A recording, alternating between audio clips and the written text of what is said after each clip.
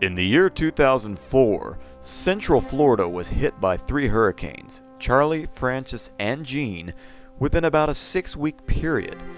If you include Hurricane Ivan, which hit the Panhandle during this time period, that's 4 hurricanes hitting Florida, a record-breaking year by all accounts. The bizarre circumstances of that 2004 hurricane season is going to be documented by Floating Goatee Productions as we take a look at the family and how they experienced Hurricanes Charley, Frances, and Jeanne.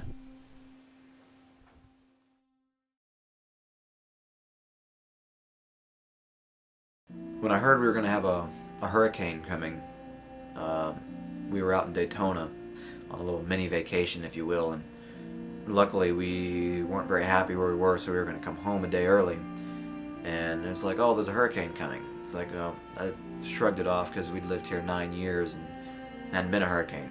And then, wham, Hurricane Charley came. And yeah, I didn't really expect it, but when it came with full force. However, for people who say satellite TV goes off in rainstorms and stuff, our satellite TV was on during the hurricane when it was going through. We had the Chiefs and Giants preseason game on NFL Network playing. And so that just proves the sensitivity of satellites, I guess. But yeah, it wasn't really expected, but I'm glad we left Daytona a day early because it would have been a pain in the rear to have to come back to Orlando with all the damage. It was kind of exciting because I've been through earthquakes and tornadoes, but never a hurricane. And I never thought we'd find a hurricane in Central Florida, but the wind was quite interesting, and the fact that a tree almost uprooted in our front yard was interesting, and our fence blowing down was interesting. But that was about it. I didn't like the power outage. It was windy, it was very rainy, and everything was, I figured there's going to be a lot of damage because, you know, our roof was falling apart and our whole house was falling apart, so I figured it was happening everywhere else too.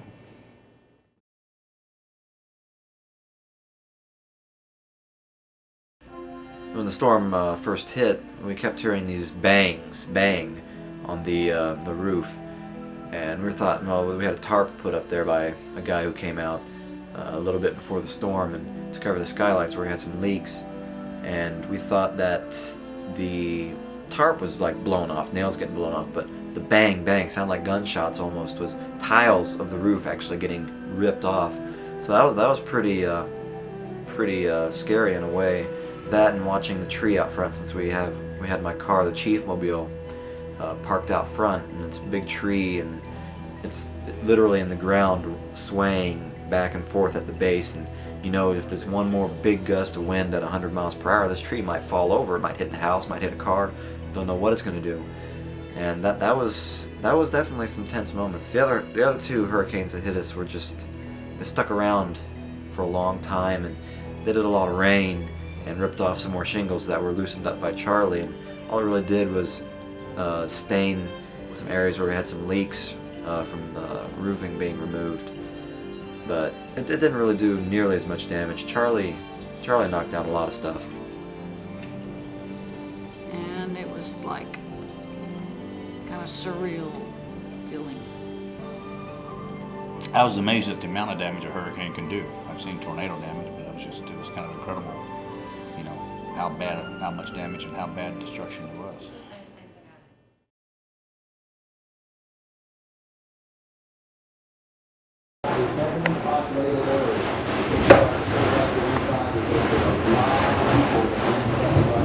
And look at our trees.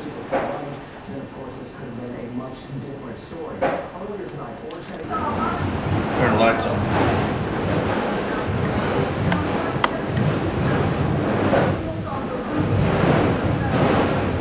Something flying through your windows. Exactly like stay away from windows. Put as many and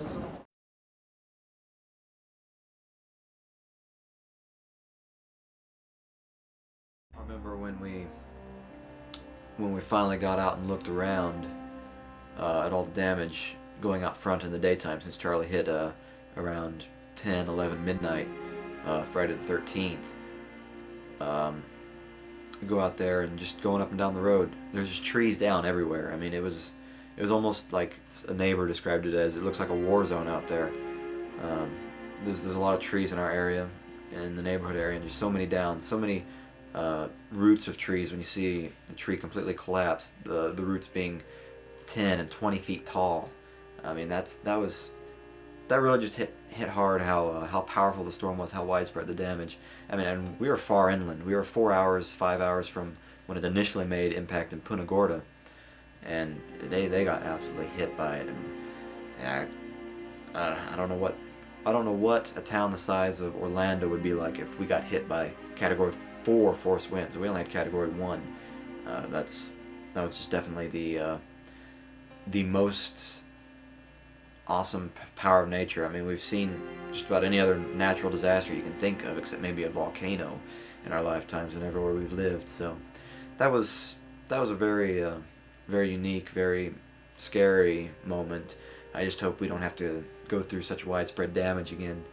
Having the fence collapse, hearing big boom as part of the fence in the back collapsed. And it was just moments like that that make you wonder and make you feel all the more fortunate and blessed that nothing worse happened compared to a lot of people who sadly just got slammed by all the storms. Although the Orlando area was only hit minimally by a Category 1 force Charley and Tropical Storm force Jeanne and Francis, the damage was considerable. Although this documentary does not contain the more graphic pictures that accompanied after Charley in the surrounding area, the pure magnitude of the storm is not to be underestimated. The 2004 hurricane season was, if anything, a wake-up call for the Central Florida area. It is always now important not to mess around with hurricanes and always heed the warnings. This has been a Floating Goatee production.